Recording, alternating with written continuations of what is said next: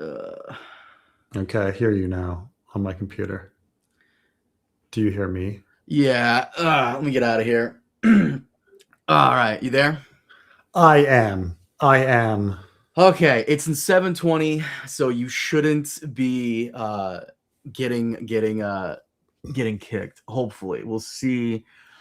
We'll see what happens. Holy Yeah. fuck. I didn't realize Magic the Gathering was a thing when you were a young man. Oh yeah. Oh yeah. Oh But yeah. okay, so I wanted to see if Trey wanted to join us, but let me grab my water because I put it in the fridge for a bit. Let me grab my water and turn off this countdown crap, and we'll join us. We'll start in a bit. Ugh.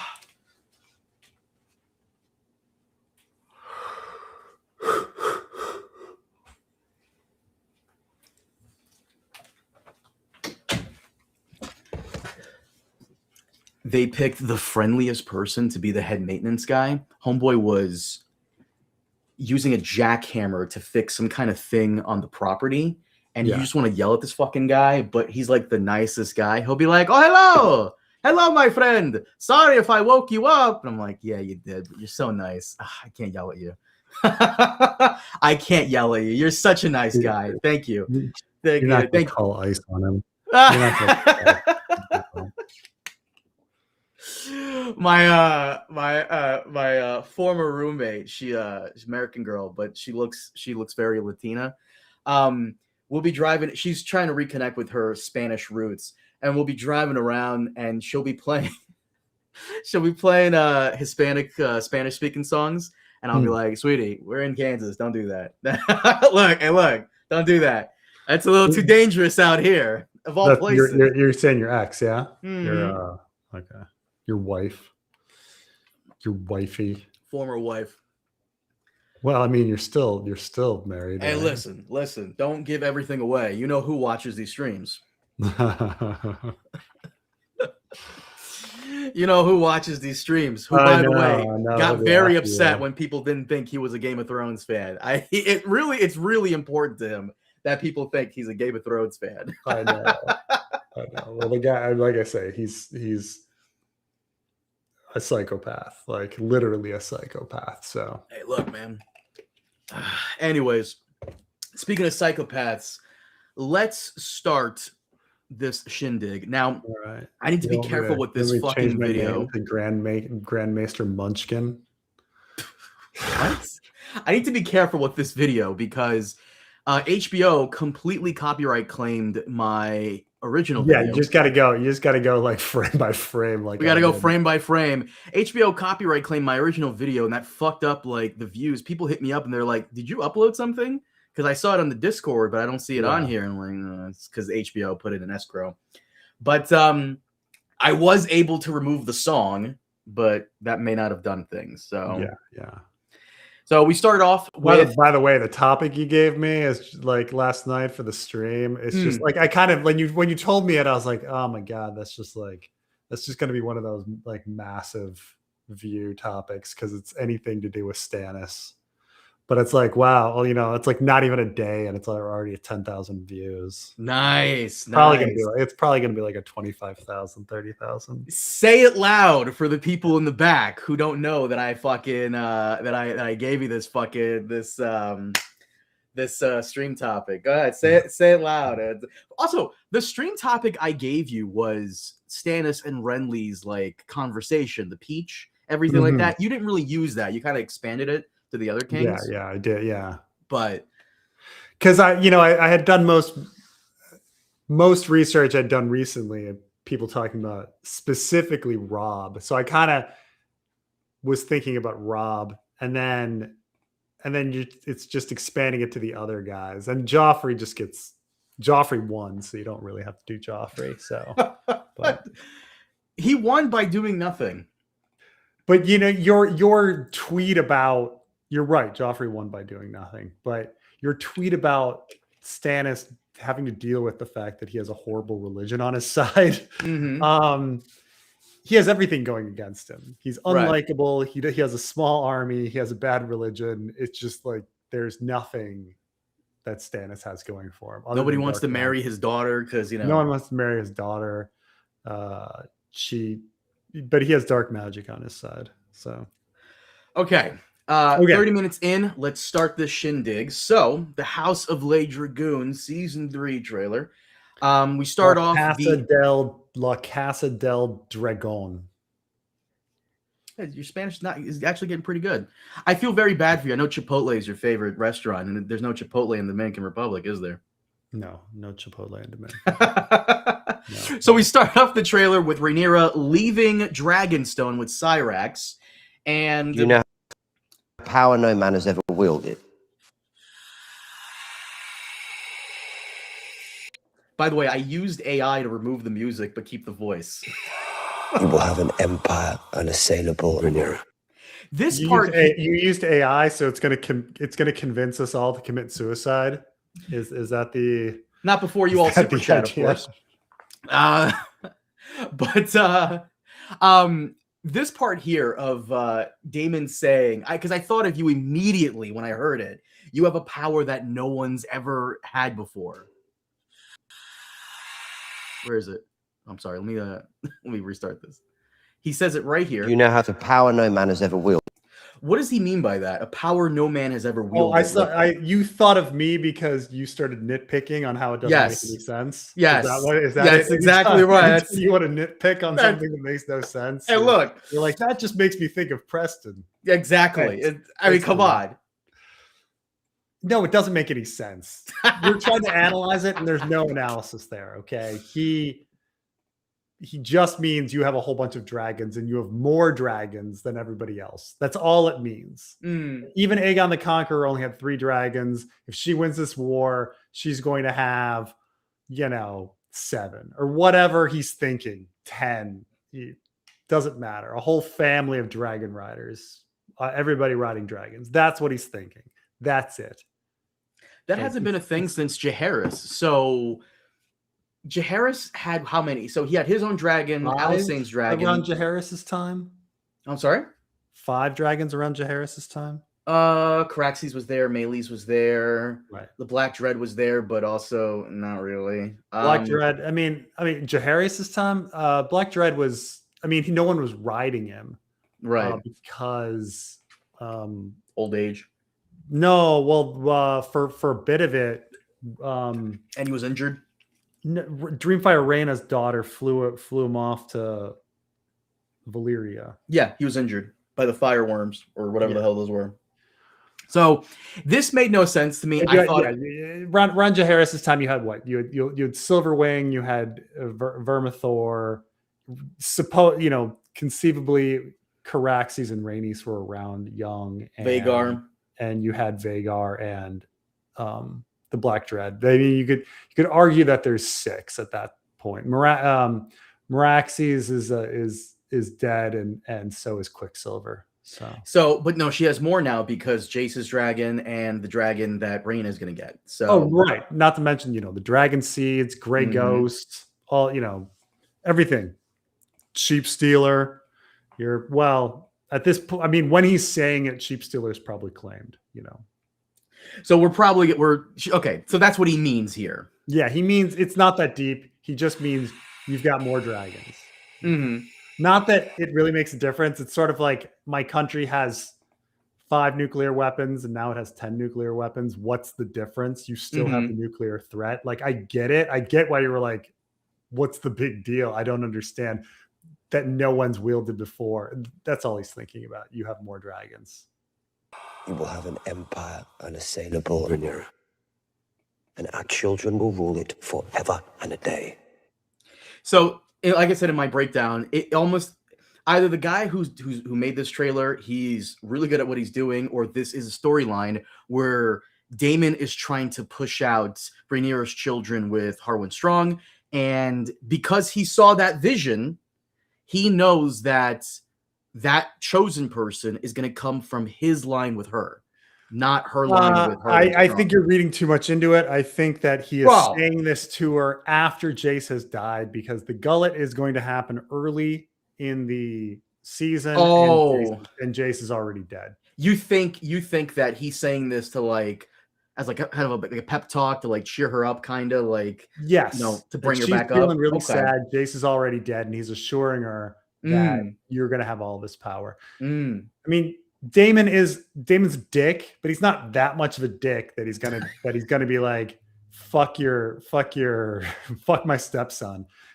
And that's the thing is, Daemon has never shown any antipathy towards the strong boys, or whatever you want to call them. He hasn't, but I wish he had more scenes with them. I was wrong, by the way, in my trailer breakdown, because I was like, when did Jace ever talk to Daemon? He did briefly at the end of season 1. I forgot about that.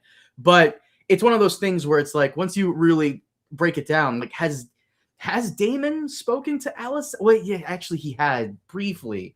These characters either have almost no scenes with each other or absolutely no scenes with each other. Because I don't think Rhaenyra has ever spoken to Aegon or Aemon, or even Halaena. I don't think. Yeah, I mean, I would argue that this is half the fault of George, who has set up all of these characters and rivalries that don't really make sense. And you know, Rhaenyra and Aegon are not similar ages. And in fact, he's not a similar age with Jace, Luke, and Joffrey, who in the source material they claim were rivals, which makes no sense. They were never fucking rivals. Okay, that just doesn't make any sense. They're completely different ages. You know, getting in fights because somebody's asking my wife to dance when the kid is 12 and you know you're 20. Like, that's just not gonna. You're not gonna have a rivalry like this. It's just silly. So I do think the source material screws up. You know, for example, the fact that Aemond and Daemon have this grand showdown in the end. Who fucking cares? Why do those two characters hate each other? No reason. You know. They had a shot. They had a chance. Ryan Condal did have his chance to like have some kind of rivalry between the two, and he just didn't take it. Which is why I say it's only half George's fault. Because now it's on Ryan Condal to fix the shit that doesn't make sense. And Ryan Condal does do this occasionally, like fixing the Vhagar plot hole of why Laena has Vhagar. It makes no fucking sense that Laena has Vhagar in the source material. It's just a given for no reason.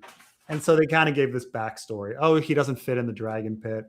Oh, he was hanging out on Driftmark, and then she ends up with it. It's like, okay, nice job, Ryan. You know, like you're filling a plot hole that George had. I agree with you. You're right that if you're gonna have a showdown, yeah, set it up.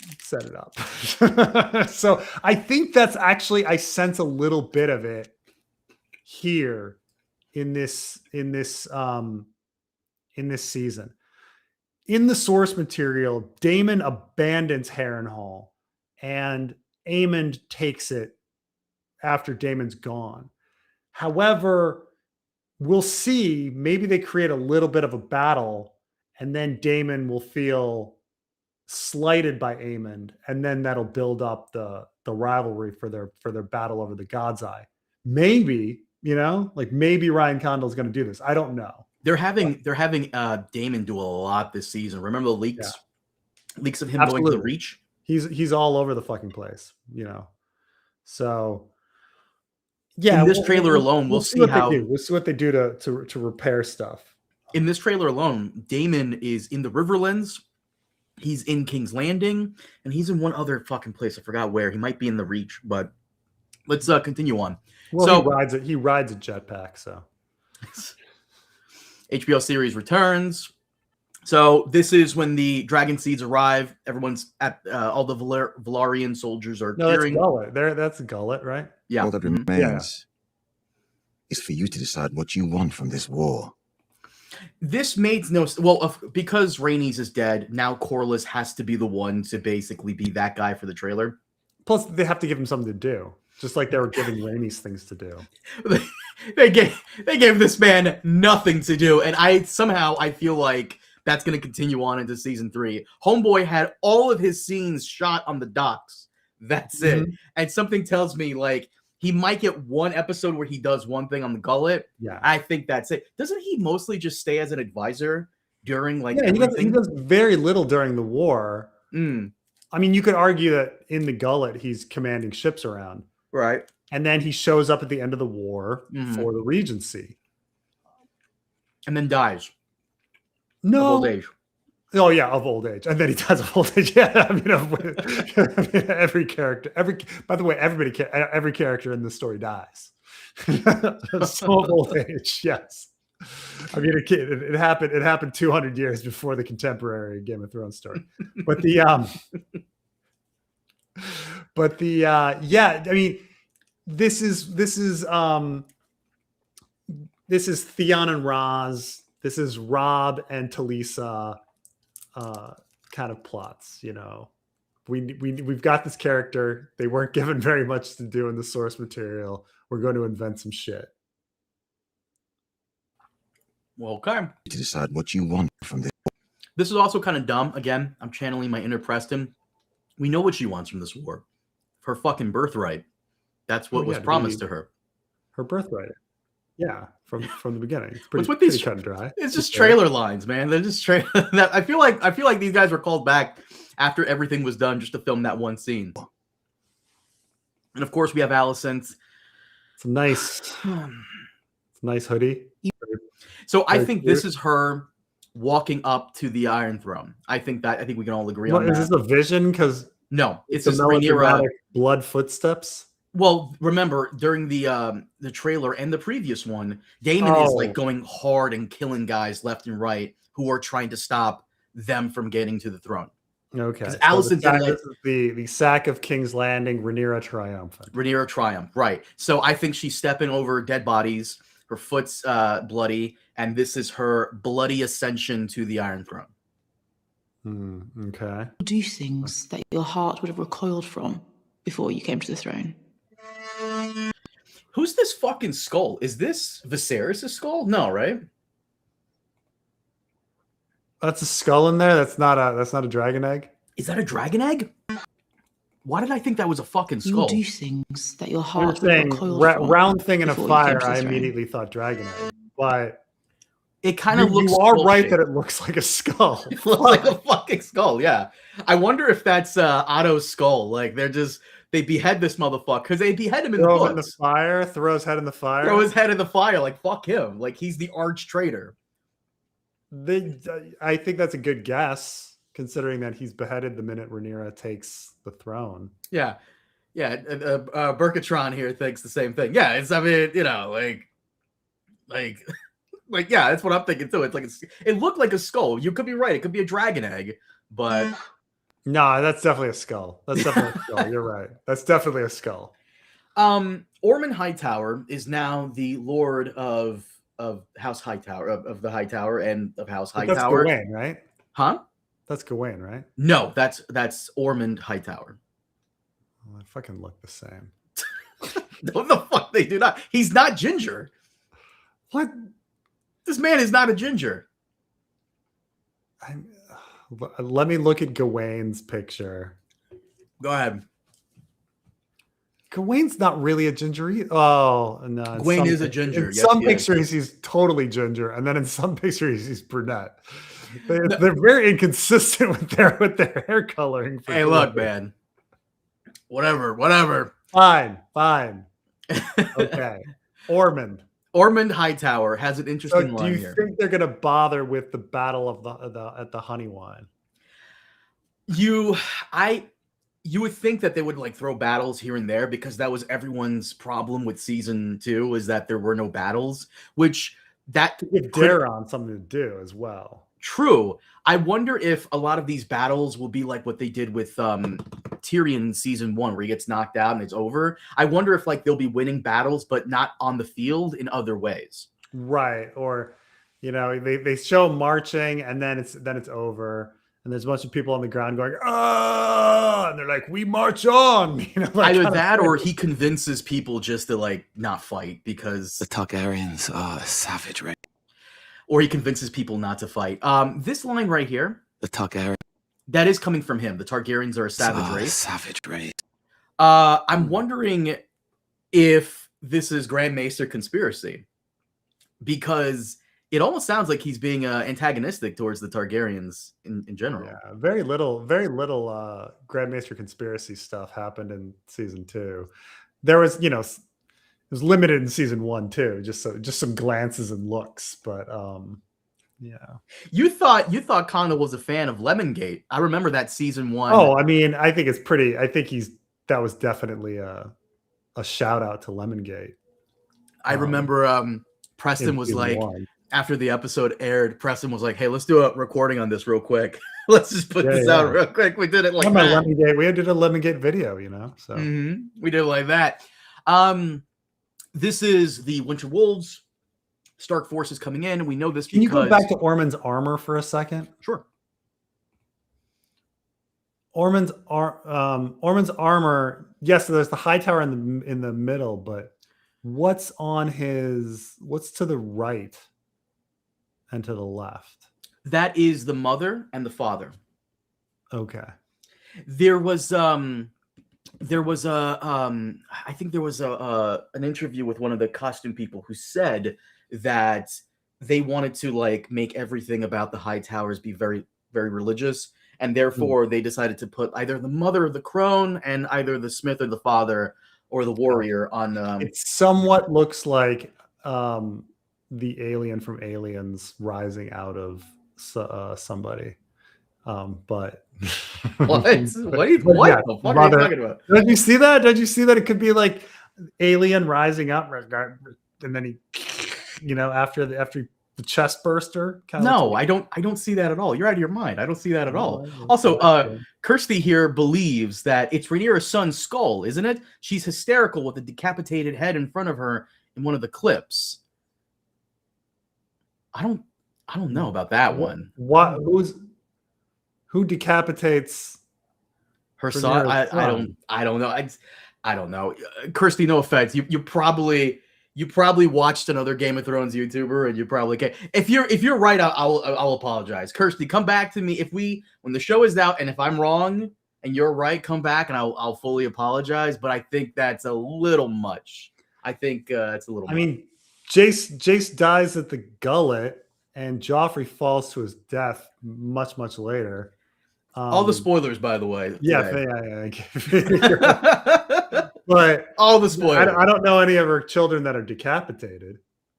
I think Kirsty's trying to say that Rhaenyra gets his remains and like takes his head and like is just going crazy and is keeping his head there. Kind of like oh fuck, you didn't watch Invincible. Thrag, the super big bad Viltrumite guy, he does this with his father's skull. He just keeps the skull around. So I see. In this scene here, clearly a battle in the Riverlands, possibly against the Lannisters, where I'm assuming the Winter Wolves helped out Daemon's forces because here they come out of the woods, and Daemon's giving them a nice smirk, pleasant smirk, I would say. Yeah, I mean, they're adding Daemon to that battle, but right? They got to give him something to do. Yeah. Out of everyone in the cast. And I do wonder, I personally, if I were doing this show, I would combine Fish Feed and Butcher's Ball because they're both big battles in the Riverlands that Kristen Cole is at, so I do wonder if they're going to combine. If you combine those two, people are going to complain that there's one less battle. But there's one less battle. Like people are just going to complain, but okay. I mean, it may probably, but at the same time, they're so similar. Oh, well. They got to give Daemon to do stuff because after a buddy of mine was like, he was playing Luigi's Mansion for the entire season. After just tripping on shrooms for an entire season, they got to give him something to do. And I guess participating in almost every single fight is that thing to do. I don't mind it. I actually want this. So, and next up, we have good old Ormond there. Well, let me go back a little bit here. That your heart. The Targaryens are a savage race. We act with holy purpose. Okay, so you're right. They're double downing on high towers and their religious fervor. To restore. I imagine no one recognizes him because he is, of course, wearing a cloak. So Yes, therefore, and he looks like a monster, but also because he's wearing a cloak. So no one recognizes the king. I kind of don't like that they're giving Aemon, I'm sorry, not Aemon, Aegon more to do. I'd rather they just Theon and mention- Raz, Robb and Talisa. That's what they're doing. They're First having off, us remember that Aegon exists. Let's be very clear. Raz and Talisa, badass though. Mm. No, Hey, look. Aegon, on the other hand, I'm okay. They should have going back. I have no problem with Raz, and I have no problem with the Talisa plot. Some people like Talisa's a really silly concept. It is, but really. Well, why is this Volantine woman in the middle of battlefields sassing kings? Have you seen on a chaplain? Come on, come on. Just giving some serious sass to kings. What is she doing? We never see that sort of thing before. We never see it after. That randomly, randomly this Volantine NGO ends up in the middle of what? It's like, who are you with? The United Nations Children Fund. What, really? Like, what are you doing here? But like I said, I think they should have benched Aegon and then have him reappear towards the very end when he eventually reappears again. Make the audience forget that he kind of exists, and then like when you're like, hey, wait a minute, right, what about? Oh, there he is. Out of fucking nowhere, it's Aegon, because that is really what happens in the source material. But but his whole contract. Oh, they're probably keeping him with on these actors. But his whole goal now is to get revenge on Aemon. A rightful Right, king. I don't know where that's coming from. I'm going to kill my brother. Right, or die in because Aemon burned him, and he said, "Okay, yeah." They've added that to the show, right? That was totally intentional. Okay. So Aemon here at Harrenhal, I'm assuming, and Patchless. Huh? Patchless. Oh, yeah. Well, he's got an aura farm. Please tell me you know what that means. I can guess some video game where you need aura to cast magic spells, and so you need to farm for it. You know what? Close enough. Yeah. And then Cole, Rhaenyra burning someone. Things to do as well. I mean, come on. I like Cole's whole. All right. What's this? That. I'm assuming she's in King's Landing and she's burning all the green imagery. Oh yeah. Cole is on his PTSD arc, which I like. Right. Which so he doesn't wash. I'm assuming he just got out of a fucking fight, possibly fish feed, and then maybe he's just like, and the battle goes very poorly for him. He loses a lot of guys. He runs away, then goes into Butcher's Ball towards the very end. That's what I'm assuming. But his whole thing this season is everything sucks, and I just want to go home. They're probably going to have the whole thing with him right before Butcher's Ball, where he just misses Alicent and realizes he loves her and wants to get back to her, and then. Yeah.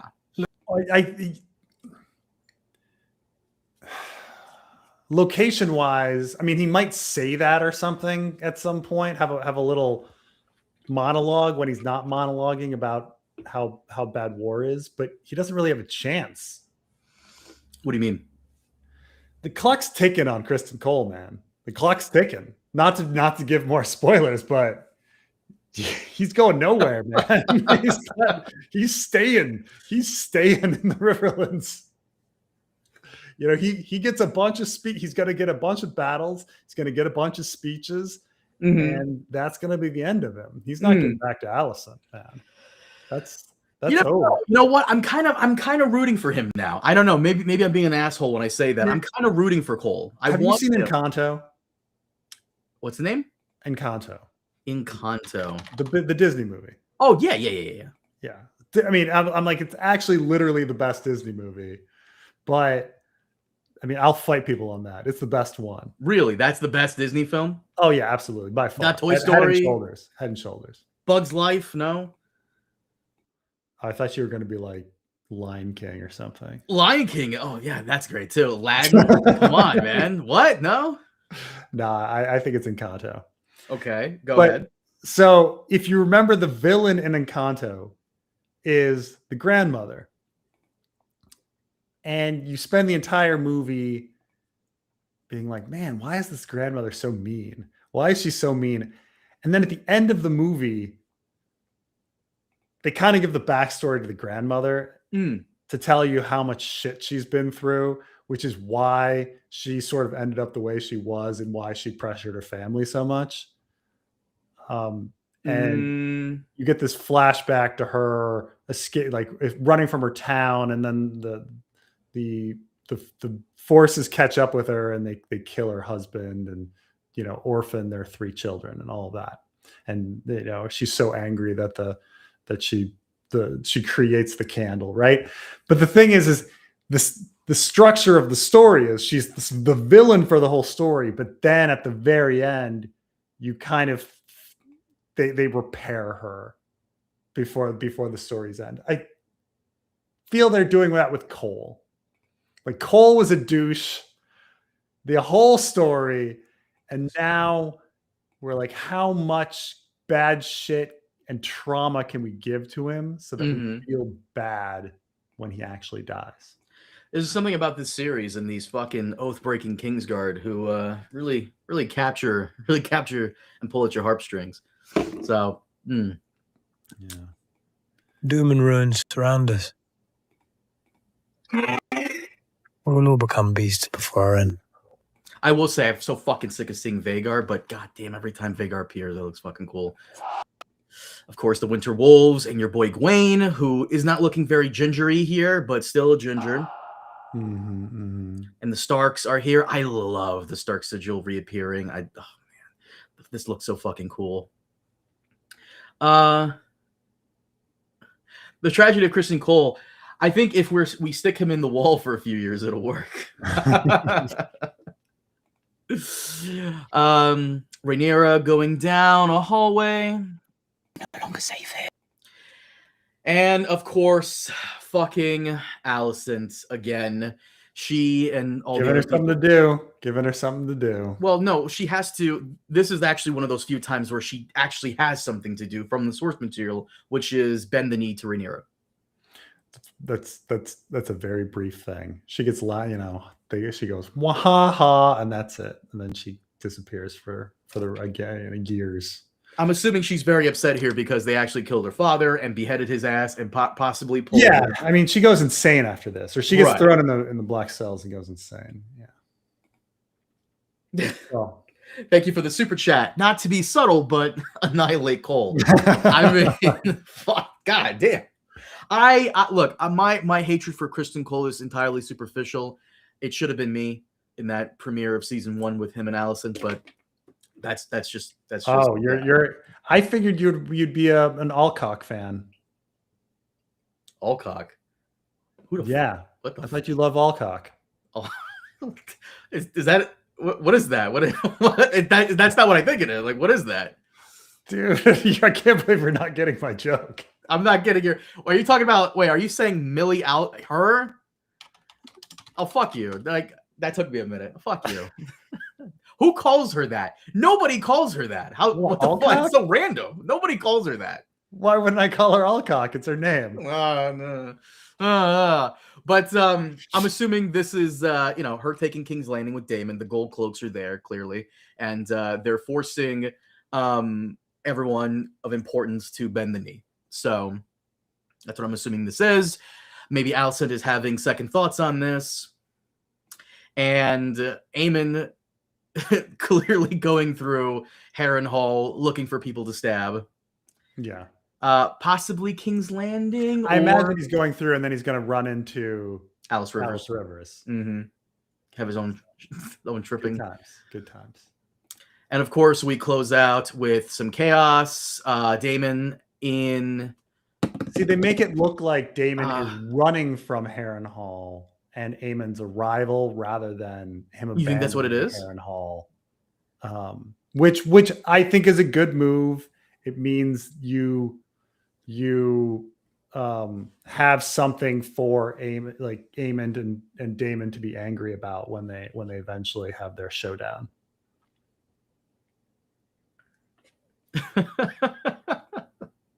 This is the second live stream I have watched that stopped to exaggerate Millie's last name.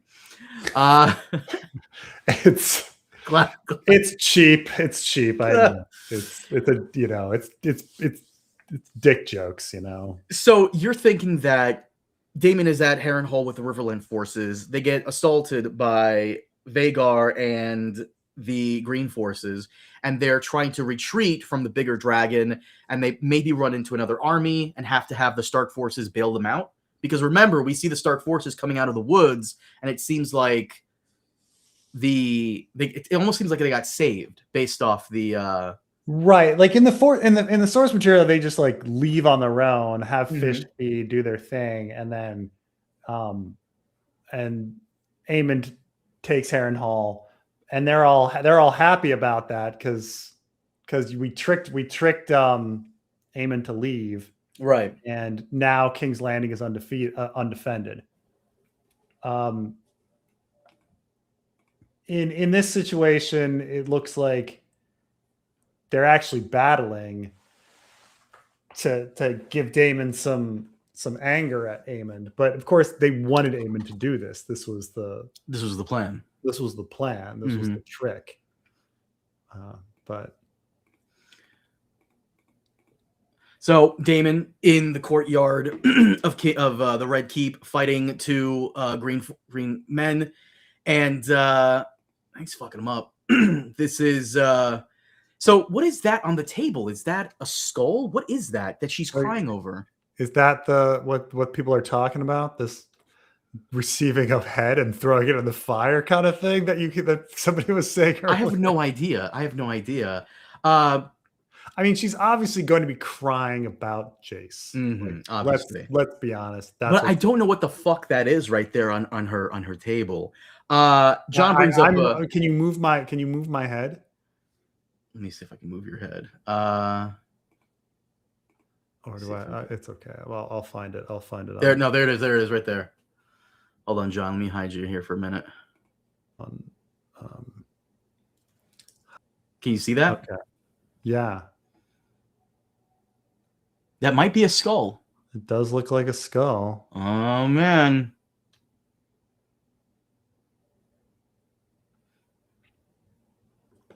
What are we thinking?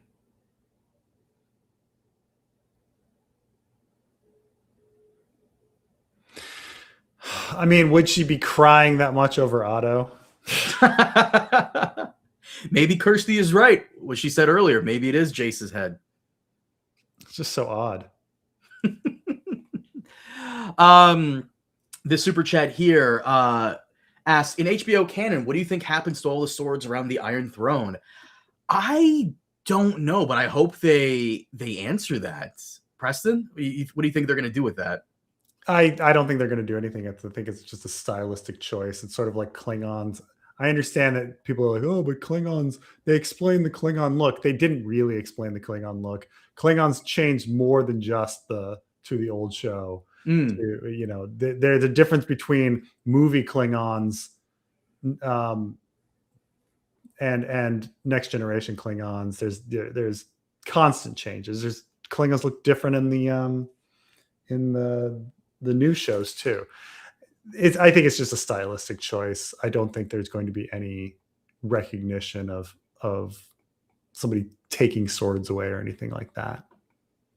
What I initially thought when they showed it off in season 1 was this is for the eventuality of Rhaenyra taking the throne, and that moment in the book where she's walking up the throne and her legs are being cut by the swords because she's not paying attention. I thought that's what it was originally for. Maybe it's just there to look really fucking cool. I still don't get it. We'll see. And for the people saying that it is Jace's head, he falls into the ocean. Like, right. I mean, he's literally pulled down by ship wreckage. Right. Oh over Preston's skull. and Jesus. sank into the sea. You know, like it's. But somebody went in and fished out his body just so they could chop off his head and send it to her. Homeboy was on the behind the scenes here. FC, this person's whatever this person's name is. So I don't. May I ask if this review is spoiler free? Absolutely. Absolutely free. Spoiler free. And then we get some battle scenes, gullets, possibly fish feed. Yeah. So, okay. This scene right here. Picture. This one. So, someone in my Discord server said that they saw somebody in the fandom analyze the teeth and confirm that this is Halaena. I thought it might have been... That is asinine. Her teeth are just regular, perfect teeth. There is no way that anyone can look at those teeth and determine that they're anything. That is ridiculous. Now, that said, the actress that plays Halaena has a slight gap in her teeth. Oh. I cannot tell if there is a slight gap in this picture because of shadows. But as you like, I don't think it looks like Halaena. It's hard to tell though, as when you put on a blonde wig and you make a screaming face, it's really difficult to determine who one is. I thought this might have been Alyssa Targaryen, who is Daemon's mom, possibly maybe another vision where we see into the future, and it's possibly Daenerys, something like that. Daenerys's mom giving birth to her. I'm fucking sick of those types of visions, so I hope not. Pile them on, man. Pile them on. Maybe someone was saying daggers forever, man. Visions and daggers forever. Someone was saying like maybe the war does like go over the course of a year in season 3. And maybe Halaena is pregnant throughout, and this is her giving birth to Maelor to appease George. No, that's some crazy.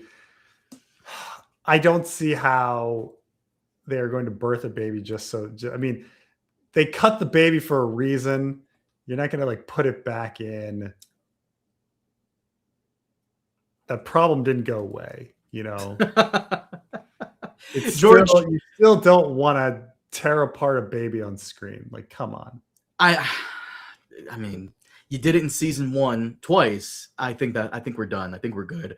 But who knows? Who knows? Like maybe they're trying to appease George, and they're like, "All right, George, you wrote a whole blog about it. Here we go." Obviously, that wasn't George's complete issue with it. Maelor the Missing, according to Jiran Zhao, an author who's friendly with George, said that was one of his complaints. Right. He's got a list. Mm-hmm. All right. Here, I'm sending you a picture of the Halaena actress. Oh boy. I don't understand this whole doing teeth analysis thing. Because I do not see that based on the picture I am sending you. Let me see this picture you sent me. Hold on. It's taking a minute to load. This is a terrible picture, but all right, hold on. Let me I would say that in the picture I'm looking at, and people do get teeth work, she has a slight gap in her teeth. Her incisors are large compared to her laterals, while the woman on screen has more uniform size between lateral and incisor. This is the picture Preston sent me of the Halaena actress. So, right. So I'm saying slight gap. Her incisors are larger compared to her laterals, and her canines, you know, are a bit fang-like. Look, beautiful smile. I'm not saying anything like that, but the person in the picture has very uniform looking teeth with little them.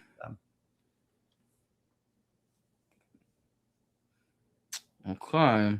Granted, this is obviously a picture from a while ago and such. And who knows?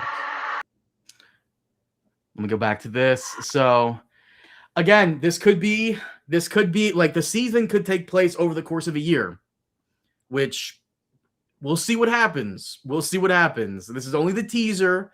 And so far, we don't really know what's going on too much. We know what's going on in the book.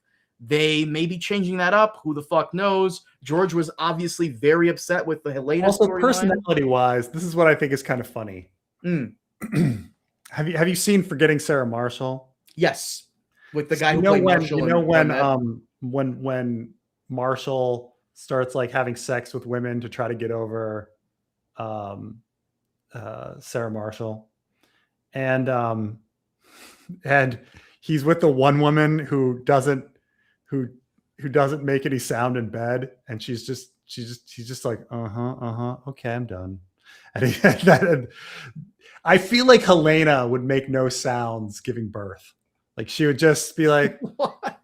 Okay, it's out. You know how because she acted all weird when her children were killed, when her kid was killed. I feel like she wouldn't be screaming in pain during childbirth. I just feel like she would have a different reaction.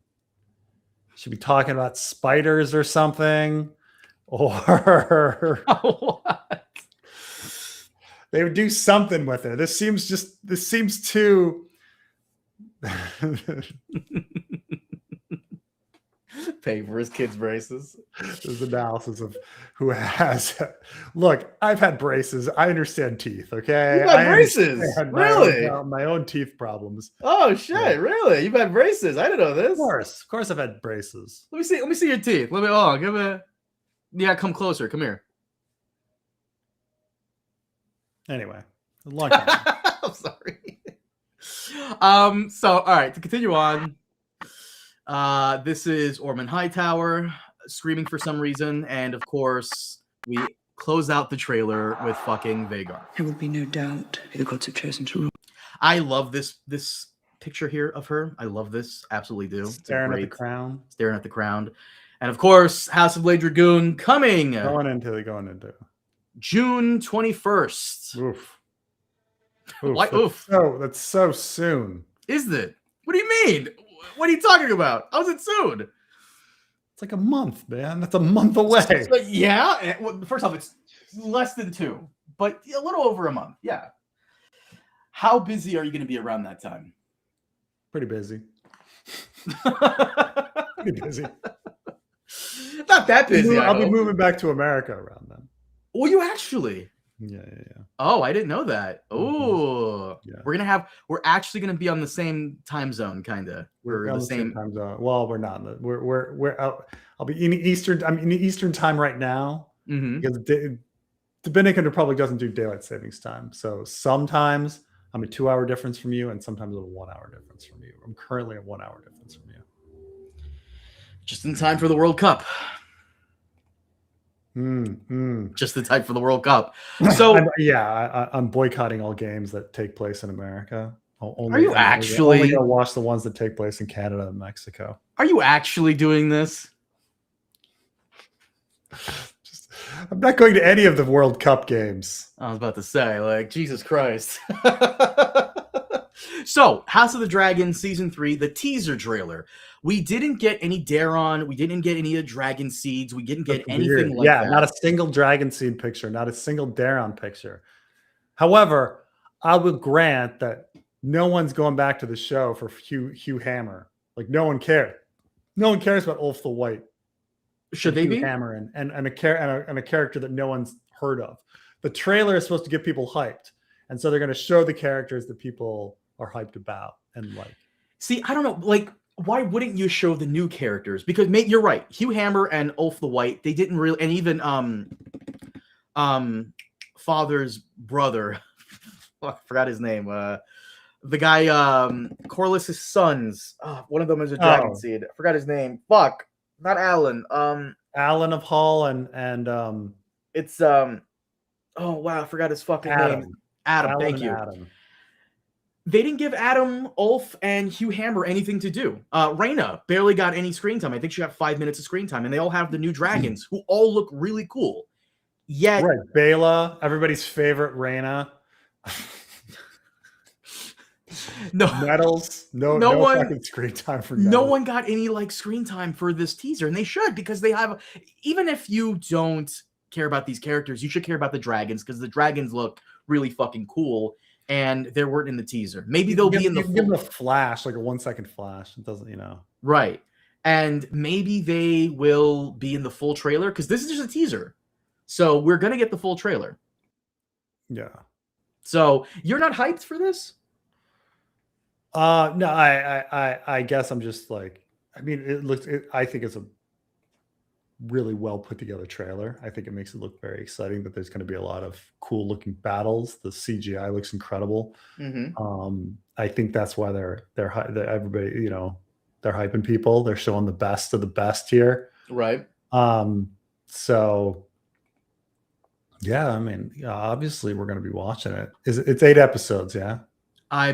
Yes, 8. I mean, you can't do the 10 anymore. You can't do 10, 13 anymore. That's it's too much money. Preston, hold on a second. Going back to World Cup.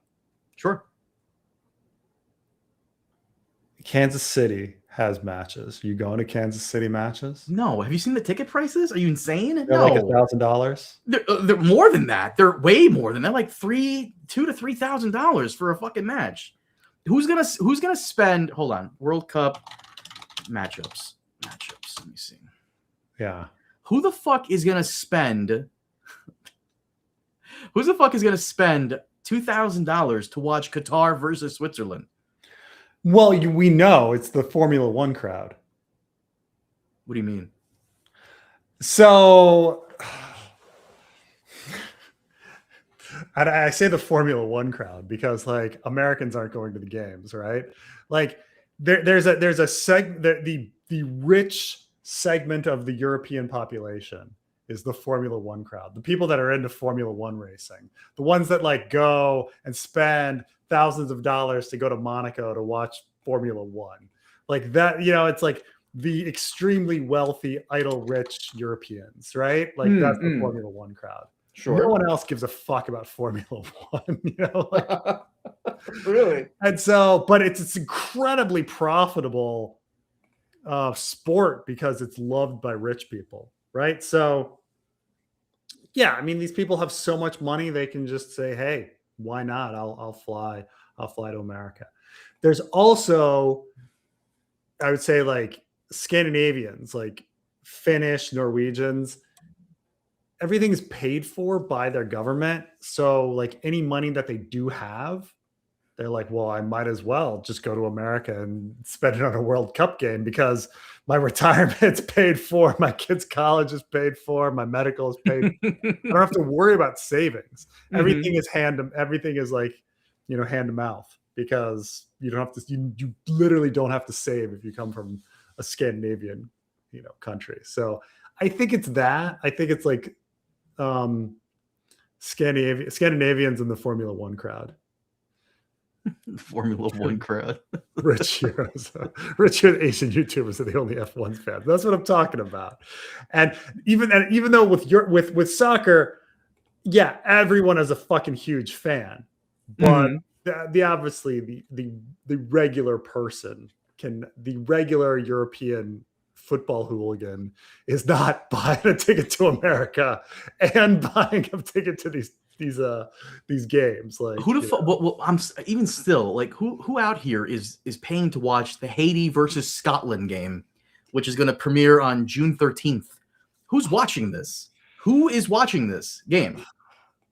I mean, you don't think Haitian refugees can afford Haitian refugees should be laying low right now. It's really hard for Haitians to get visas to America in this administration. It's really hard. They should be laying low right now. Just saying.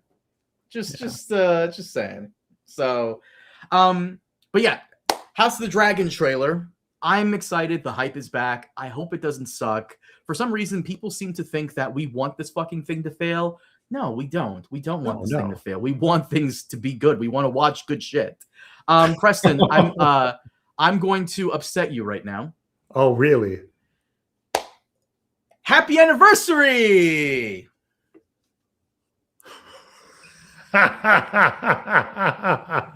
15 years, man. 15 years. Explain to the audience what this is. So leading up to the completion of A Dance with Dragons, George would refer to his priorities as monkeys on his back. And so he would say, "Oh, I've got all these monkeys on my back. I got to do this. I got to do this. I got to fly to." Keep in mind that the original Game of Thrones series was also premiering around the same time. So they're like doing filming and all of this. And he's like, "Oh, I've got to rush and look over these scripts. I've got to rush to England and see some sets. I've got this monkey on my back, this monkey on the back, and then there's Kong." So he referred to that all of the monkeys that were on his back, one was enormous, and that was A Dance with Dragons. And he would talk about A Dance with Dragons as Kong. And so when he finally finished Kong on April 27th, 2011, he posted a picture from the King Kong remake from the 70s, where he climbs the World Trade Center and falls to his death, and he shows Kong is dead. So that's the Kong is dead post. 'Twas beauty. So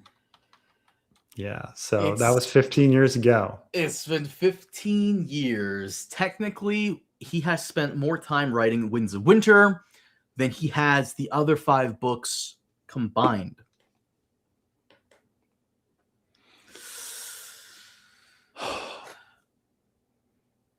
I'm doing my math. It's a little complicated because Is it? Well, because he writes part of a Game of Thrones and then he puts it aside for 2 years. That is true. So you could argue, one could argue that there's a 20-year period between a Game of Thrones but it's like all writing time. Yeah, definitely. Between the completion of A Dance with Dragons and the beginning of a Game of Thrones. When he puts the first word to page versus the A Dance with Dragons is 20 years. As time goes on, I will admit, because Elio gets me all the time with this. Like, Elio is so damn sure. Every time I talk to him, he's so damn sure that it's going to come out. And I'm always like, you know what? I have faith in what you're saying, motherfucker, because you're behind the scenes. You know this. You have faith. It's giving me faith. But every time we hit some fucking bullshit milestone, my faith crumbles just a bit. I'm trying to hold it. I'm trying to hold it together.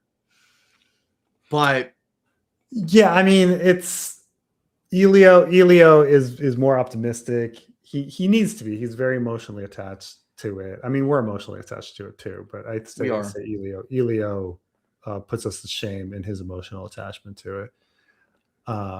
And he wants to believe. He has to believe, though. And he also said we're gonna get it one way or the other, because like at some point, even if you go and like far in the future, when after George dies at like 115 years old, like eventually his estate will give us the copy, give the public, release the cut, the drafts or whatever, and we'll get to read it then. I don't think that's it at all. I still believe for now. I do apologize. I do apologize for my doomer maxing. I do apologize for that. Like, Carmine still had no gray hairs when Dance came out. I am getting some gray hairs in my beard, not completely, but there's still hope for that. So I still have faith. I still have faith that we'll get something. Something is coming down the pipeline. I have faith because, come on. Fuck you, Gail. Look, he's been quiet. In fact, let me go on his, not a blog. He hasn't posted anything. This is good. This is good. Stop it. Mega Macreal says George probably takes the stage for the opening night of the play the day before Hot D finale. Best time for an announcement? There it is. He takes the stage. That'd be quite a surprise. It would be quite a surprise. I admire thy faith. Look, man. Give me this. And what's weird is that like I'm so conflicted, and I've discussed this with you before. I want it to come out, but I also don't want it to come out because you know if it comes out, AI is going to get a hold of it and it's going to release every single fucking thing day one. Oh, it'll like spoil shit. It will need to be off the internet for like a week. Yeah. The best way to do this, and I know this is going to piss off people, it always does. I will need to pull every fucking string I have, and so will you, to get like an advanced copy. And we're gonna have to like come together, read a chapter, do a pod, read a chapter. Oh yeah, no, I mean it would be incredible. I mean, if it came out, like it would just be, me doing streams of readings and analysis and going chapter by chapter, and it would last for like 2 years. Like that's right. Doing a chapter a week, it'll be, yeah. You don't realize that you're gonna have to read this in advance and then go back and reread it again, and that's when you'll make your videos. Yeah. Because frankly, this is how we should have done the Night of the Seven Kingdoms reviews. We should have because Preston, I was able to get the screeners, and I made sure Preston and Trey watched it with me. What we should have done was, after we watched one episode, we should have done a podcast immediately afterwards. We should have done that. So if we get the screeners for House of the Dragon, I'm going to try my best. That's what we need to do. We'll need to watch it together and then do a fucking pod on it immediately afterwards and like make sure. Oh, you're saying like it gets released exactly at the time when the episode is over, or at least the day afterwards. I mean, I do my stream right after the episode is over. So, well, not soon after, but like the day after or something like that. So, it's okay if you don't believe Preston. We have Carmine as our champion of faith, and we will follow him until the end. Thank you, Miss Kitty Fantastico. They released Game of Thrones yearly. How come not for House of the Dragon? Everything cost an arm and a leg. Everything cost an arm and a leg. We were talking about Battlestar Galactica briefly on your stream yesterday, and the ensemble they had for that. So many characters, left and right, boom, boom, boom. And then I go to a new show like, I don't know, Dune Prophecy. There's like 8 cast members. And then you look back at like Star Trek or Battlestar or any of the old shows, there's like 20 cast members. Everything just costs too much now. Yeah. Also, there's more time needed for digital effects work and things like that. So it's a longer, harder process today. But we're saying, I mean, you see it in general. Like we used to have shows where there are 26 episodes a season, and now 10 is considered regular, 8 is considered regular. There's, and then you've got the digital effects because we expect TV programs to look like movies. And so, how many episodes will the Core List 9 Voyages could have given an animation? It depends. Like animation is a different beast altogether. It really depends. In Japan, they make one anime episode for like $300,000. Here, one episode of Invincible costs $1 million, but that's also because they're paying the guy who plays J. Jonah Jameson. He's Omni-Man. Yeah. Jameson. He costs an arm and a leg. So, like, it really comes down to the voice actors. It really, truly does. It does as well. It also depends how they do it. Like, are you doing your animation in one shop? Are you outsourcing? Because a lot of times you have to like send it to a different country to do a certain aspect of the show. Like, oh, we've outsourced this section to an animation studio in Korea, and then it sends it over back to America for dubbing, and then it goes this way, place for editing. A lot of stuff can happen with animation that can slow it down. And, what type of animation are you doing? Are you doing computer graphics? Or are you doing, Trey, what's up, buddy? Yo, what's going on, guys? Hey, what's happening? This is my community manager and good friend, Mr. Dan. Dan wanted to stop in and say hi. For those of you who don't remember, Dan is the author of the theory that Stannis is gay. Dan, I hear that you made a sequel that Patchface is gay, and I heard that you're also making another one to complete the trilogy, the theory that Renly was not gay. Factual.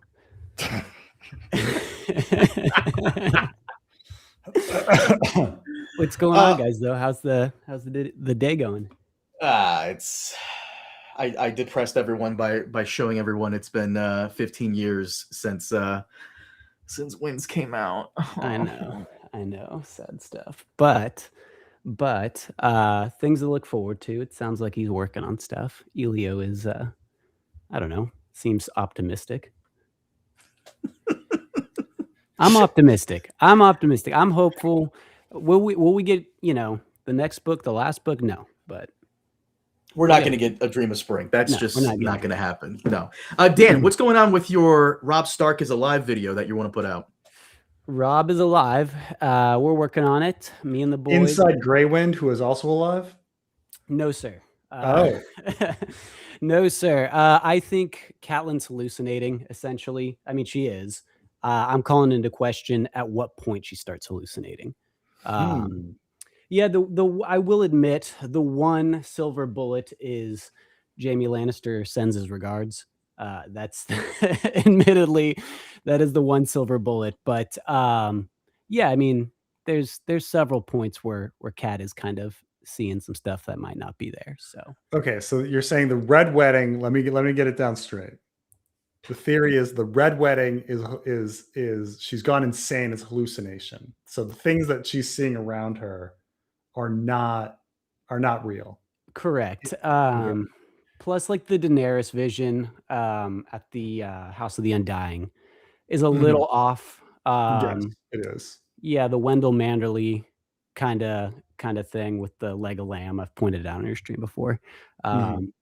Yeah, I think that it's possible that Grey Wind's head ended up on Wendell's body as well, not Robb's body. And also too, like that's interesting because people make the comment that because the direwolf head should be bigger, that it shouldn't really fit on a regular person's body, and so they think it's a regular wolf's head, not a direwolf's head.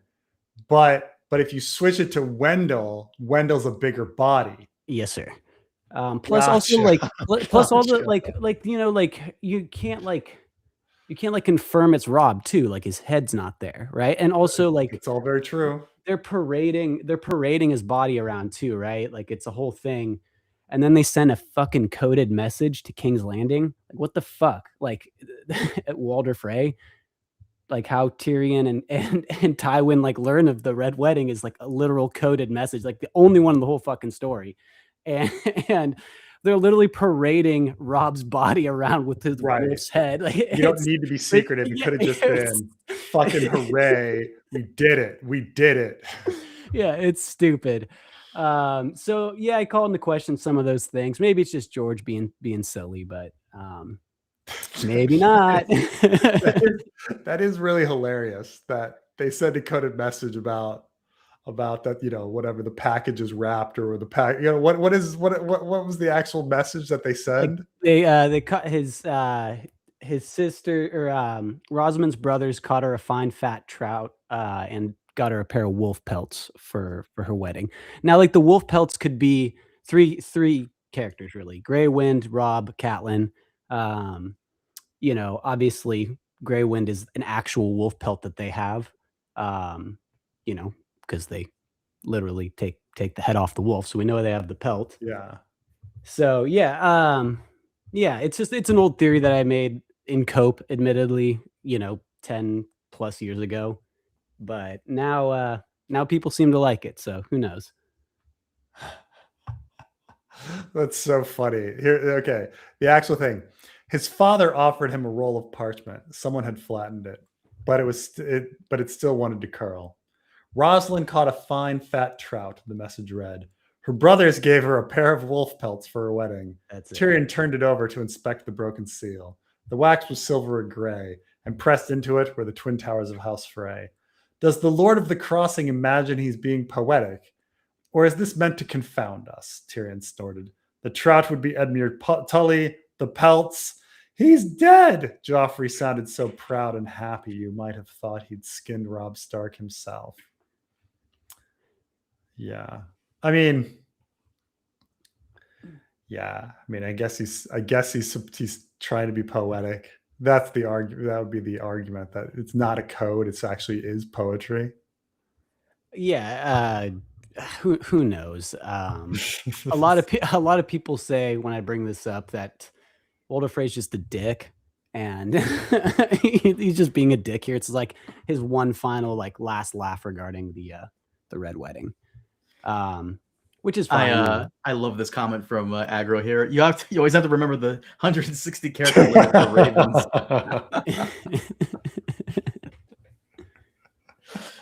Dan, when is this video coming out? Because I know for those of you who don't know, Dan loves Mance Rayder. That's his favorite character.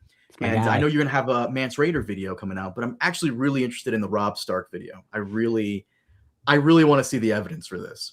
Yeah, the Robb one, the Dolorous Ed one, the Mance one. Yeah, we're going to do... Dolorous Ed one? What the fuck is that one? Yeah. Dolorous Ed is actually sinister. He's if you go through some of his quotes... That he's evil?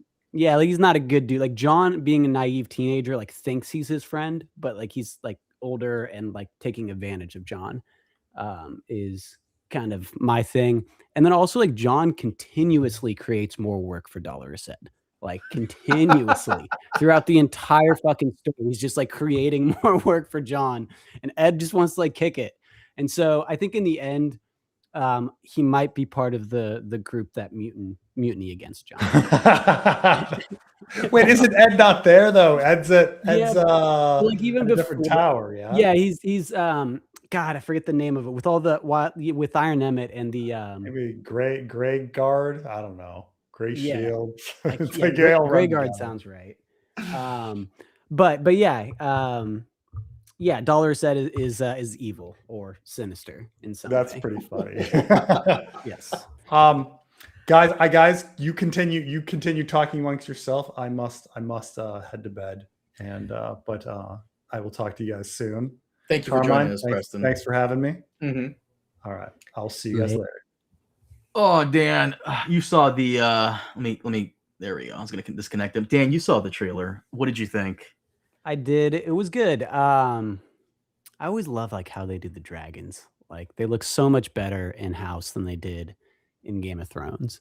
That's something I definitely love. And I feel in season 1, House had some almost Jurassic Park elements. And I kind of hope we get back to that a little bit. I know what you mean. When Vhagar comes out during the Storm's End stuff in the last episode. Yeah, that was so good. It was so good. Oh, you need to put these videos out ASAP, like I told you, because we need to start streaming more. We need to start doing more podcasts. And House of the Dragon, I don't know. I feel like there's more hype around House of the Dragon coming back than it was Night of the Seven Kingdoms, because nobody was sure of Night of the Seven Kingdoms. But House of the Dragon, we want it to come back in full form. We want it to come back and be, and it should, good. I mean, it should. It absolutely should. Let's be real. The meat of the story should be this season, right? Right. So it really should be better than, Dunk and Egg or A Night of the Seven Kingdoms. It really should be. So if it's not, and I actually trust in Condal. He's an actual fan of the source material. He's not, really. Yeah, one of the very few people who trust in Ryan Condal. I believe in him. I 100%. He got a kind of he had the shit end of the stick in regards to season 2. So I will reserve my opinion until after season 3. I'll give our guy a chance. I like season 1. It could have been better for sure, but season 1, episode 7, I think it was. I mean, shit, that was one of the best episodes of the entire franchise. Which season was it again? Season 1, episode 7, where it's the Viserys, walks in at the end with the mask and stuff. That scene is crazy. Is there any? Let me see here. Is there any worries from you guys, the usage of AI in House of the Dragon marketing? No, but also if they do, they're going to get called out, but people are still going to show up. I think the problem that people have with AI is that it's taken away everyone's jobs, but everyone's already losing their jobs. So certainly in marketing departments, that's for sure. yeah, so pretty soon there's not going to be any jobs for it to take because everyone's already getting fired. So also the newer generation, people don't seem to understand this. Not Gen Zs, but the generation after them, Gen Alpha, they don't really care about AI usage as much as you think. They really don't. Most of their life will be growing up in a world where everything can be given to them. It was the same for us though, bro. Like with Google, Kinda. It was the same for us. Like they were these kids aren't going to have to read books anymore. You know, that's what they were saying about us. So, like, there's that kind of side of the argument as well. Now, like the AIs could just like take over the planet too, though. This could all be a moot point. In like 10 years, yeah. But, well, here's the difference between us and Gen Alpha. When we were growing up, we never had the ability to order Uber Eats and DoorDash. That did not come until I was like in my mid-20s, mid-20s. These kids will grow up being able to order anything from Amazon, from Uber Eats, from Instacart for groceries. Like every human interaction, they don't really need to go outside for that. They have Discord. They have Twitter. This was actually like a conversation I remember from an old podcast on Rooster Teeth, actually, where like they like talked about like how we're like living in the age of convenience right now. We like are how like everything's just getting brought to us, made for us, but it's not sustainable. Like there's no way this can hold forever. It's impossible, especially like as we grow in terms of like population density. Well, again, like I don't think you have to worry about that in regards to the House of the Dragon. I think maybe for season 4, they might have to, but for the most part, AI is just yeah. Also, I'm so dumb. It's been staring you and me and Preston when he was here in the face this entire time. Look at the dragon on the look at the dragon on the screen. Let me see. Do you notice anything about it? No. What am I 4 missing? legs. Oh my god. Holy shit. Oh my. Have they learned nothing? Clearly. Clearly. Aggro here says, like you couldn't order food or packages in 1990. I'm sure you could, but now at the on your phone, on like just pressing one button? No shot. No shot. Yeah, like there was like infomercials, right? Like that's how you did it, I think, back then. Or like people would like cold call you. But I think that's how you would get like deliveries back then. Hey, Aggro, if you want to join us, one of the things I want to start doing with my streams is bringing on people from the audience. And Aggro, I know you're in my Discord server, my community. I sent you a link if you wanted to join us briefly, unless you're ordering some In-N-Out right now. You better not be. I'm Gen Alpha, and I hate AI mostly because boomers can't tell what's real and what's fake. Dude, can you? I was watching this one video that someone sent to me from Reddit, and it was they were in like a cage underwater, and the shark came up and they just booped its nose. And I'm like, oh, that's interesting because I know how sharks with their nose, like you can kind of control them. But someone was like, nah, this is AI slop. Really? That was AI? Fuck, I couldn't tell. It is getting to a point where entire seasons of House of the Dragon will be redone using AI, and you won't be able to tell the difference. And the main question will be asked, if you can't tell the difference, does it matter? Yes, I'll say it does. I'll say it does morally. Like I get that, like in terms of like workload, it can be super helpful, like for students or people in like the corporate setting, or shoot, I'm sure like it helps you with generating images for your channel or scripts or whatever. Like it is useful. But I like when we're talking about like creating full stories, like a replica or a spin-off of Game of Thrones, for example, like that's a little too far, in my opinion. But here's the thing, though. Eventually, someone is going to do it, all AI, and that person is going to have a banger story. And then what are you going to do? Well, you know, this person could have hired all these people. They're broke, but they were able to do this one thing on their shitty computer, and it's fucking amazing. What do you do then? Eventually it's going to happen because most AI stuff fucking sucks. But for now, eventually it's going to happen. Yeah. I mean, like it was the same with, you know, again, like the internet, like early on, like it was super limited. You could only find a handful of websites. It wasn't what it is today. That's for sure. Billy McDougal, George should use it to finish wins. Homie, you better be careful when you say that shit outside of this safe space, because you're going to get fucking destroyed. I do not think he should use it to... Agreed. He doesn't need to. He doesn't need to, because he has people like... Elio and his assistants who help him with this whole thing. George does have assistants. What you're talking about is like using AI as like a co-writer. Still, I don't see how that would help, because AI doesn't really know how to write a good story. It can't really imagine anything because it's really just taking stuff from other people. So what's the protege's name? Like Ty Frank? Daniel Abraham, and I think Ty Frank was also in like, there. But you know, like even those guys were like, we're out on touching that material. And so like, you know, I think AI would, you know, the idea of having an AI to do it's probably out. I would rather have Ty Frank or Daniel Abraham do it for sure, if it's not George. But you know, I think the best option is George, though. I know. I don't know if you were here before. I don't know if you're watching before, but like I told Preston, like I don't know. Part of me wants wins, of course, but part of me doesn't, because the AI is going right there to with you.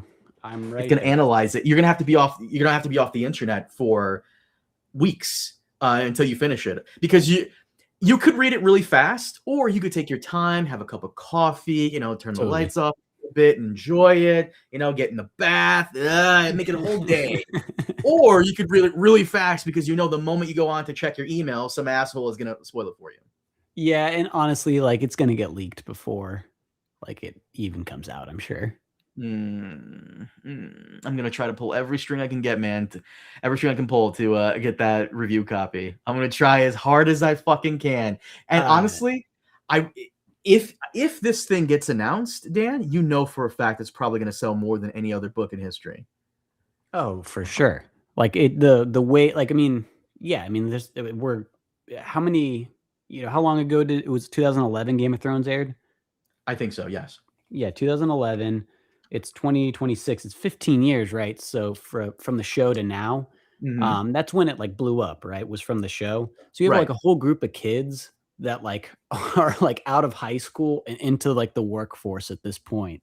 You know, that were in high school watching Game of Thrones, growing up on that shit. And I'd imagine if that book came out, they'd buy it. Aggro here asks, can you explain how AI would spoil it? TikTok videos. I'll give you a perfect example. So one of the things that I do with my videos is, in case you guys haven't noticed, I've been putting timestamps in my videos, and sometimes when I'm editing something, like I'll make sure to note down when I want to like a specific timestamp to, you know, tell you what's happening in the video. Sometimes I forget to do that, so I'll take the video, I'll take it to an AI, whether it's Gemini or ChatGPT, and I'll tell the AI thing, timestamp this. And it'll give me timestamps, and I will put it on there. It'll do this within 1 second. You're going to sit there and tell me that AI is not going to be able to take an entire book and tell you the basics of what happens in it? Probably take a couple of minutes, but it can definitely do that. And it'll tell you exactly what page it happens on, why is this important, and you can just basically take that, put it into another AI thing, and make a whole video out of it. Boom, boom, done. And this could all be done within the hour that it gets released. Or the servers could be hacked, just like with the Avatar Last Airbender movie that's coming out this October, and someone could get their hands on it and release it to the public before it's able to be purchased. Again, this is all what ifs, but the AI thing is definitely going to happen. Someone is going to take this. They are going to put it into Gemini or ChatGPT. That AI service is going to tell you a summary of what happens in the book with Jon Snow, with Cersei, and all this stuff. And people are going to make YouTube channels dedicated to spoiling Winds of Winter. Oh yeah, for sure. And they're absolutely. And they're gonna make decent money on them too, to be honest. They're gonna make a lot of money because that's the whole fucking shtick now. It really is a race to make as much slop content as you can. And I never told you this. I actually Kind of sad. So I spoke to so I'm in a Discord server that is mostly like YouTubers and some YouTube employees. And I was involved in a conversation where a YouTube employee was basically saying like the AI stuff, it is a problem, but it is also bringing a lot of people in certain countries out of poverty. And he mentioned India specifically because, and this does make some sense. I have noticed this as an immigrant who came to this country. Like this does make sense. Whenever you go on a YouTube video and you're looking for something in regards to, I don't know, history, Roman history, whatever, and you click on the video and you hear a specific accent, chances are, if it's not like a British accent, which we all love, you're not going to stay and watch it. Indian people have a huge problem with this when they speak English because of their accent. This is something the YouTube guy told me, and they can see the statistics on this, and they've also have heard complaints that a lot of English speakers don't like listening to people with that accent, and the AI thing has helped a lot of these YouTubers bypass that by having like a completely different voice and just having the whole thing automated. Yeah, that's really cool. That's really interesting. But also it is kind of adding like a lot of slop to the platform. And as a result, there are other channels who are getting unfairly removed because of it. Now YouTube has to crack down extra hard on all this stuff. And therefore everyone is getting caught in the crossfire. So, not making your job easy. Do you think the published work called The Dream of Spring will come at some point, regardless of whether or not it's written by George? No. So when I spoke to Elio, and I need to put the part 2 of this podcast out, he said how it is possible that if something were to happen to George, God forbid, that whoever's left could team up with the publisher and possibly release some notes or some manuscripts, or maybe hire some other writer to come in and finish out what he has. But Elio was firm in saying that he's not going to be part of that experience because he knows George's wishes is for no one to touch it. But it also really depends. If something happened to George, again, God forbid, and his wife Paris is left alive, Paris could decide to do that, or she could not. So who knows? Who knows what could happen? Yeah, I don't. I don't think we'll get it, to be honest. I think, yes, maybe some notes will get released at some point. But yeah, exactly. Like George's wishes are for no one else to really touch it. So, and I think that'll be respected, especially because he doesn't have kids too. He doesn't. So like, I don't know how those sort of things work, or if they just enter in the public domain, maybe. I don't know how that works when George passes, if he doesn't leave it to someone. Eventually the rights lapse, then it's open season on Dream. I really don't know in terms of stuff like that. I don't know the inner details of it, but we'll see. Elio, he did say we will get it one way or another. Whatever that means, I believe him on that. And this is something I want to talk to him about again. But I also want to be very careful with how I say that, because Elio loves George.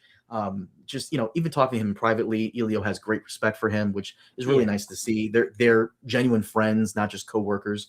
And Elio is very firm on his position. I should have asked him.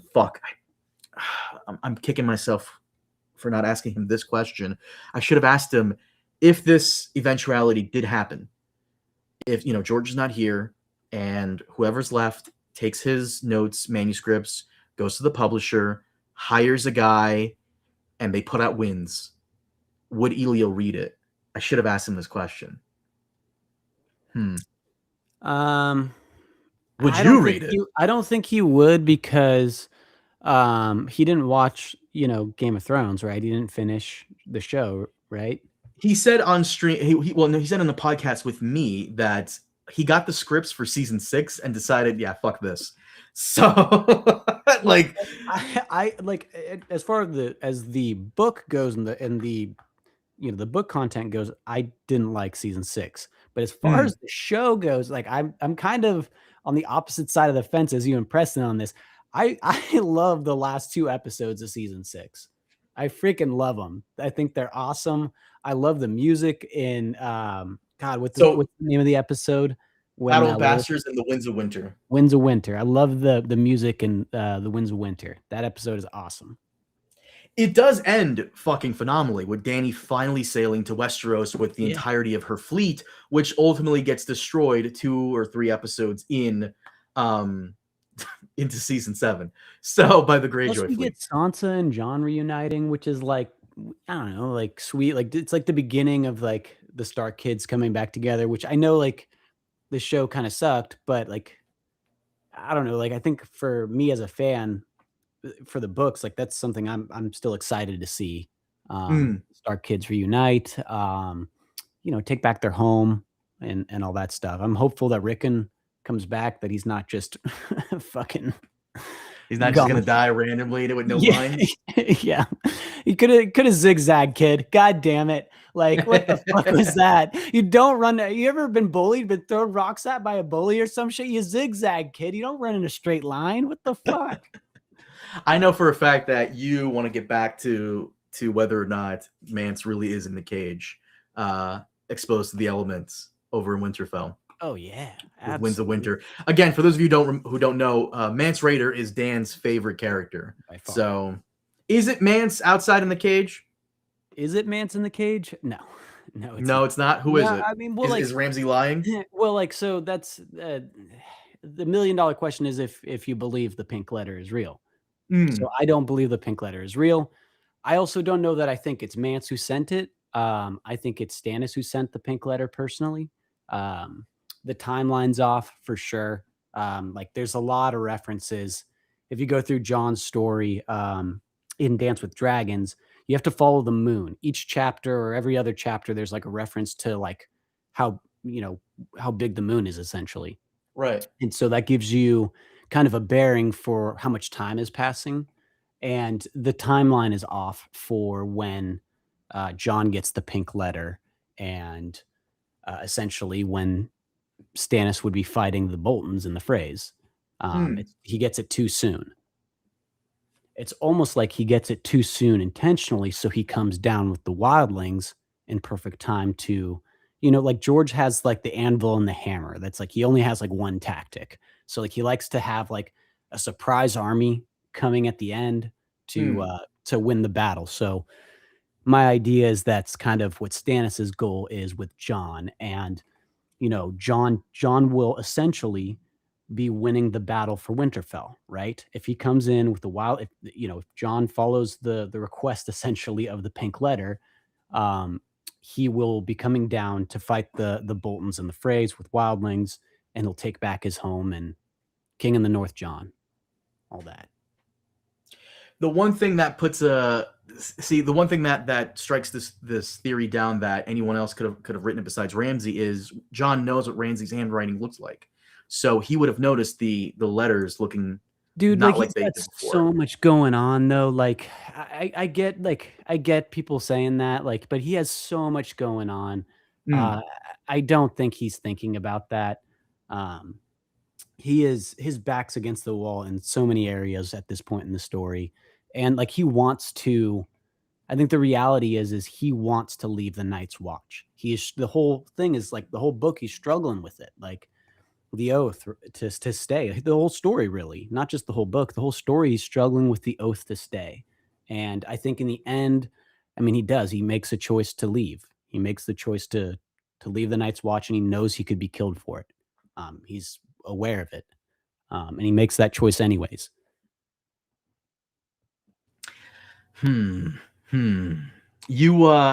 So for those of you who don't know, again, Dan is going to start his own channel soon. Dan, what is the name of your channel before we wrap things up here? Dan Does Westeros. Dan Does Westeros. And you have a whole slate of videos and ideas. You always hang around in my Discord server talking to people about Ice and Fire. And I'm always like, dude, you got a lot of these ideas. Put something out, put some videos out, put some stuff out, like get people on board with your theories and stuff. And So far, you have like a Mance Raider video coming. Rob is alive. Dolores Ed is evil.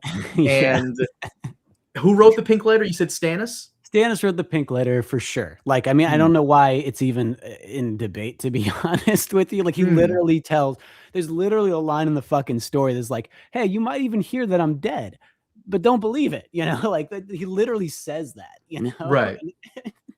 So I don't know, like, why people, you know, don't think Stannis, you know, wrote the pink letter personally.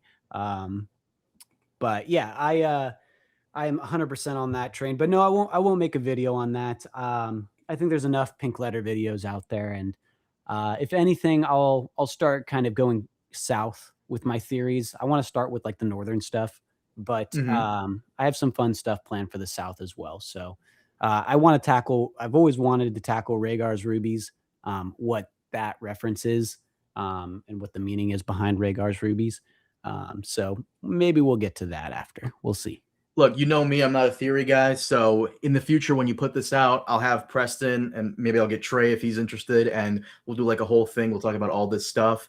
But Dan, do you mind if we wrap it up here? Absolutely not. Thank you for having guys. Of course, thank you for joining us. And guys, thank you so much for joining in on this. I'll start streaming more often. I need to start doing this because it's just something I need to start doing. Plus, I always get nervous if I don't like have someone to bounce off of. I like having that one person to like, you know, go back and forth with. So thank you to Preston and thank you, Dan, again for joining us. And thank you everyone for tuning in. We will see you all next time. Have a good one.